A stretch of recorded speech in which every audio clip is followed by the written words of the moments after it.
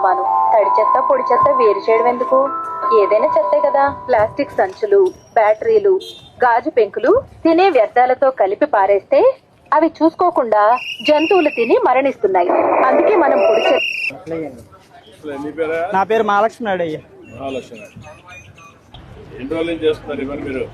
మేము సంవత్సరం నుంచి అయిపోతుంది.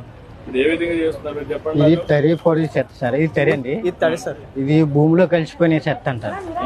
ఇది ప్లాస్టిక్ డబ్బరు అది తరిది పొడిదండి. ఇంటింటికి పోయి వాళ్ళకి సమాంతరం మోగుతూ ఉన్నది. ఒకవేళ లోపల ఉన్న వాళ్ళకి లోపలికి మోగు తినబడేలాగా, ఇంటి పక్కన ఉన్న వాళ్ళకి చెప్తాం సార్. తరి పొడి సపరేట్ చేయాలమ్మా. అది వాళ్ళు వినకపోతే మేము మళ్ళీ వాళ్ళకి చూపిస్తాం సార్.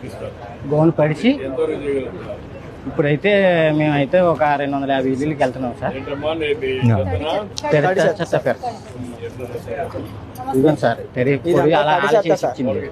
చెప్పాం సార్. కరెక్ట్గానే ఉంటుంది సార్. తర్వాత పొడి ఉంటుంది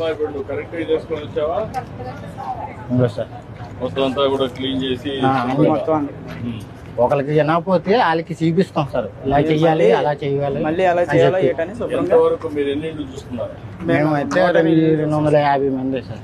250 ఏళ్ళు చూస్తున్నారు. నమ్మకం ఉందా ఇది బాగా జయప్రదం అవుతుందని? అవుతుంది, నమ్మకం ఉంది. ఆల్రెడీ మారారు సార్.